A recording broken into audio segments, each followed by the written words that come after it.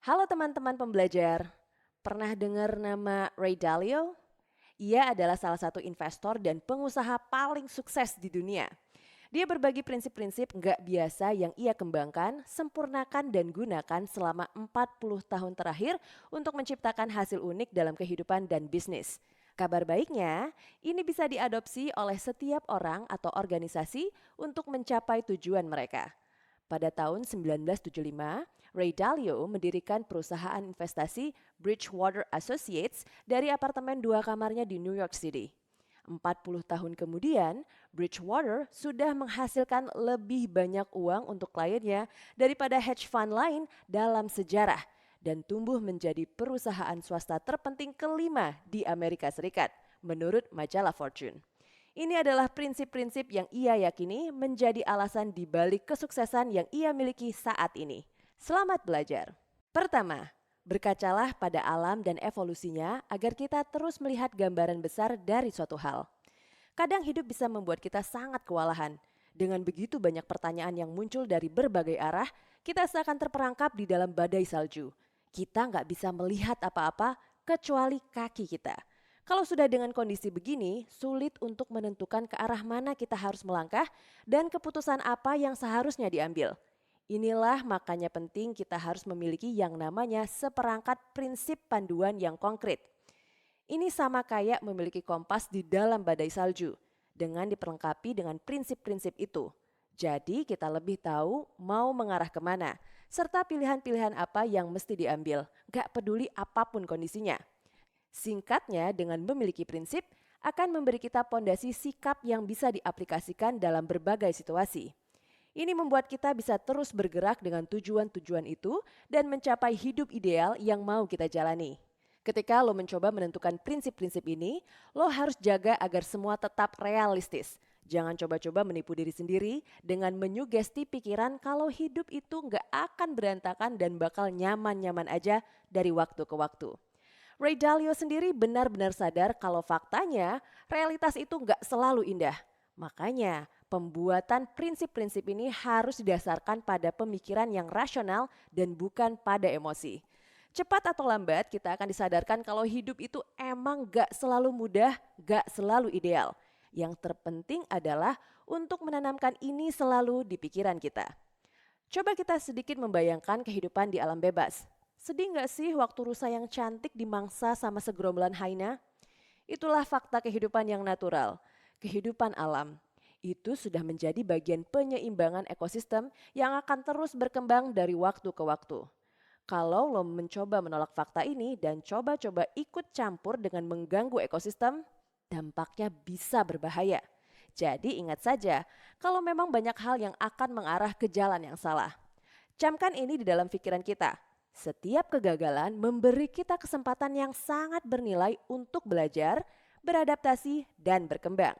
Bisnis apapun yang sudah berdiri sejak lama dan mampu bertahan hingga hari ini harus terus beradaptasi terhadap perubahan dan bangkit kembali ketika melewati masa-masa sulit. Hal ini juga pada akhirnya yang akan kita lakukan. Hadapilah masa-masa sulit dengan tenang dan terus belajar meningkatkan diri. Kedua, memilih tujuan yang benar dan terus belajar serta meningkatkan diri itu penting. Lo nggak harus menjadi atlet profesional untuk menerapkan metode pelatihan atletik. Memikirkan hidup sebagai permainan bisa membantu lo tetap fokus untuk mendapatkan hasil dan mencapai tujuan. Perspektif ini juga bisa membantu kita lebih mudah melewati masa-masa buruk. Sangat bijak kalau kita mengingat hidup gak akan selalu berada di atas. Ketika segalanya gak berjalan dengan sempurna, yang terbaik yang bisa kita lakukan adalah tetap tenang sampai segalanya berbalik. Tetapi lo gak bisa mulai bermain tanpa memiliki tujuan akhir dalam pikiran. Rahasia untuk menetapkan tujuan yang baik adalah dengan memprioritaskan dan mempersempit segalanya. Hampir segala sesuatu mungkin terjadi dalam hidup, tetapi lo nggak bisa memiliki semuanya.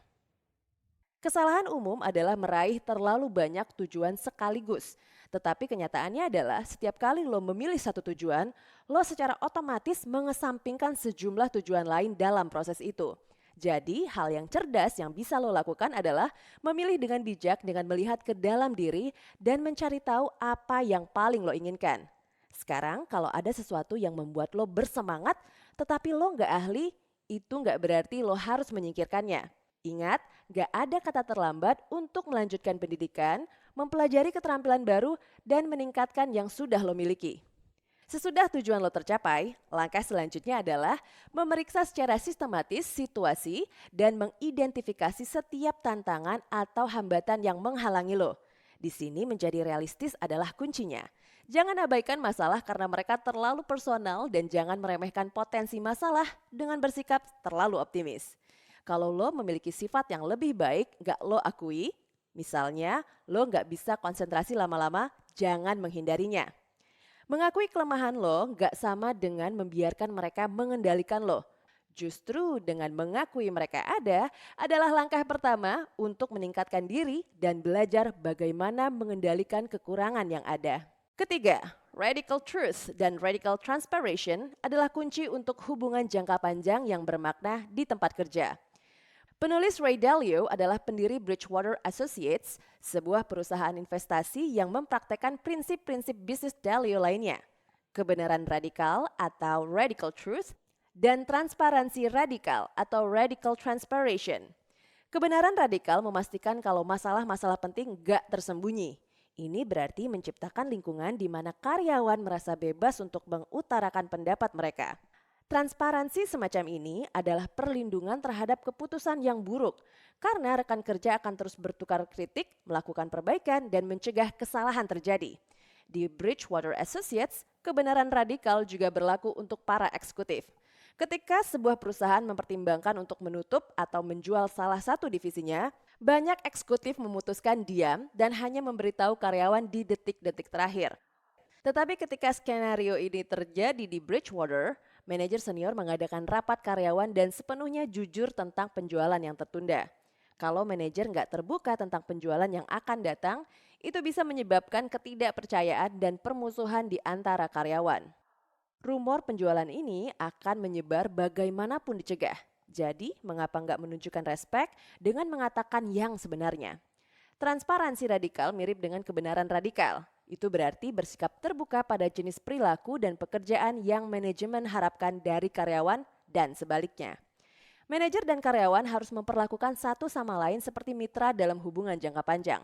Ini berarti saling menghormati, mencari apa yang menjadi kepentingan terbaik untuk orang lain, dan clear tentang tanggung jawab masing-masing.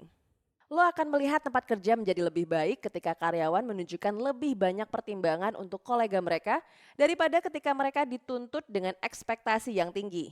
Ini adalah pendekatan radikal karena sebagian besar orang mungkin menggunakan tempat kerja untuk bersaing dan menonjolkan dirinya sendiri. Lo akan melihat kalau produktivitas dan kualitas akan meningkat ketika karyawan gak mementingkan diri sendiri dan mulai mengembangkan hubungan yang kuat berdasarkan kemurahan hati, kerjasama, dan transparansi yang jujur. Keempat, kebenaran radikal juga akan berdampak pada evaluasi kinerja setiap orang. Bersikap gak jujur gak selalu berarti bertindak jahat. Memang orang seringkali gak jujur ketika berusaha bersikap sopan. Suatu kali penulis mempertimbangkan mempromosikan seorang karyawan ke posisi kepala departemen. Dia tahu kalau banyak rekan kerja karyawan ini merasa dia pantas mendapatkan pekerjaan itu. Namun ketika penulis melihat sistem pelacakan kinerja perusahaan yang berisi ratusan data setiap karyawan, bukti itu menunjukkan kisah yang berbeda. Karyawan yang sedang dipertimbangkan ternyata nggak memiliki kualitas yang tepat untuk pekerjaan itu. Lo mungkin berpikir hal yang baik untuk dilakukan dalam situasi ini adalah memberi karyawan posisi berdasarkan pujian rekan-rekannya. Tetapi rahasia kesuksesan bukanlah kebaikan radikal, melainkan kebenaran radikal. Dan kenyataannya adalah lo akan merugikan semua orang dengan mengabaikan bukti kalau karyawan itu gak siap untuk naik jabatan. Kebanyakan orang melebih-lebihkan kemampuan mereka dan jumlah pekerjaan yang mereka lakukan. Makanya melakukan evaluasi yang akurat sangat penting untuk mencegah masalah. Ketika penulis melakukan survei pada karyawan Bridgewater Associates, ia meminta mereka untuk memperkirakan berapa persentase pencapaian perusahaan yang mereka pertanggungjawabkan secara pribadi. Persentase gabungan itu bertambah hingga 301%. Jelas manajer harus memiliki pemahaman yang akurat tentang seberapa banyak pekerjaan yang dilakukan setiap orang. Karena karyawan biasanya nggak tahu menau. Tetapi akurasi dan kejujuran gak hanya baik untuk bisnis secara keseluruhan. Dua hal ini juga baik untuk setiap karyawan. Psikolog percaya kalau motivator terbesar untuk perbaikan pribadi adalah rasa sakit yang lo rasakan sesudah melakukan kesalahan. Ketika lo merasa sangat buruk karena sudah melakukan sesuatu yang salah sehingga lo nggak pernah ingin merasa seperti itu lagi, itu disebut hitting bottom. Dan seringkali seseorang harus mengubah cara hidupnya. Penting juga untuk diingat kalau memilah kekurangan karyawan sangat memakan waktu. Jadi ini harus diprioritaskan lebih dari merayakan kesuksesan atau keberhasilan perusahaan. Ketika berhadapan dengan kekuatan perusahaan, itu adalah hal yang relatif sederhana, yakni dengan mendorong karyawan untuk mempertahankan pekerjaan yang baik. Beda ketika kita berhadapan dengan masalah. Penyebabnya harus diidentifikasi dan solusinya perlu diselesaikan, yang semuanya membutuhkan lebih banyak waktu dan tenaga. Kelima, diagram dan metrik adalah alat yang keren untuk meningkatkan performa. Ketika lo memiliki tujuan untuk bisnis, lo bisa mulai menganggap karyawan sebagai bagian dalam suatu mesin, yakni mesin yang memberdayakan perusahaan lo di jalan menuju tujuan perusahaan. Bagi penulis, tujuannya adalah untuk memberikan klien hasil terbaik dari investasi mereka. Ia sering merasa seperti seorang mekanik, membuka tutup kap untuk meningkatkan mesin Bridgewater-nya. Analogi manajer sebagai mekanik dan perusahaan sebagai mesin adalah cara yang bagus untuk membuat pikiran lo fokus pada tanggung jawab pekerjaan dan apa yang perlu diperbaiki. Setiap mesin harus memiliki diagram alur proses dengan jelas menunjukkan bagaimana pekerjaan masuk dan perjalanan dari satu karyawan ke karyawan berikutnya sampai selesai. Dengan alat ini di tangan, lo bisa menemukan tempat yang tepat di mana masalah terjadi dan apa yang harus lo lakukan sebagai seorang mekanik. Gak ada yang suka menegur atau memecat karyawan. Tetapi ingat, kalau salah satu prinsip dasar kesuksesan adalah bersikap realistis. Ini berarti lo gak bisa membodohi diri sendiri dengan berpikir ada cara untuk menghindari bisnis yang gak menyenangkan. Alat hebat lain untuk memeriksa apakah mesin membutuhkan perawatan adalah metrik atau pengukuran kinerja. Saat lo memiliki sistem untuk mengukur kinerja secara akurat, rasanya seperti memiliki dashboard untuk mesin lo, lengkap dengan lampu yang berkedip untuk mengingatkan lo saat ada masalah. Metrik bisa memberikan dorongan besar bagi produktivitas. Karena hasilnya akurat, metrik sangat cocok untuk lingkungan yang mempraktekkan kebenaran dan transparansi radikal. Dengan rincian yang akurat tentang apa yang dilakukan karyawan dan seberapa baik mereka melakukannya, lo akan menemukan seolah-olah karyawan mengawasi dirinya sendiri. Sekarang, sesudah lo tahu cara menjaga mesin lo tetap berjalan lancar, mari kita lihat cara membuat mesin yang solid. Keenam, bangun organisasi dari atas ke bawah dan awasi rasio manajer karyawan. Saat lo bergerak ke arah sasaran lo, hanya masalah waktu sebelum masalah muncul. Gak ada alasan untuk panik atau terhalang oleh gundukan ini dalam perjalanan. Mengembangkan solusi untuk menyelesaikan masalah berkaitan dengan perkembangan perusahaan. Dengan kata lain, sebagian besar masalah pada akhirnya akan menghasilkan bahan bakar untuk alat berat lo. Namun kalau lo berharap mengubah masalah menjadi keuntungan, lo perlu merancang bisnis sehingga masalah bisa diperhatikan dan solusi diimplementasikan secepat mungkin. Salah satu cara terbaik untuk membangun organisasi lo adalah dengan konsep top down. Lo bisa menganggap struktur bisnis yang baik sebagai kebalikan dari bangunan. Pondasi lo berada di atas. Artinya yang terutama lo harus lakukan adalah memastikan kalau lo memiliki manajer hebat. Setiap manajer harus bisa dipercaya dan memiliki standar yang tinggi. Kalau nggak demikian, kelemahan dan kinerja buruk mereka pada akhirnya akan menyebar ke staf mereka. Di sisi lain, manajer yang menunjukkan penghargaan mereka untuk pekerjaan yang sangat baik dan memiliki pengawasan yang kuat dan kontrol kualitas yang ketat akan memimpin tim karyawan naik ke tingkat kinerja yang lebih hebat. Agar masalah bisa diatasi dengan cepat, setiap departemen harus diberikan sedikit kebebasan dan kontrol yang mereka butuhkan.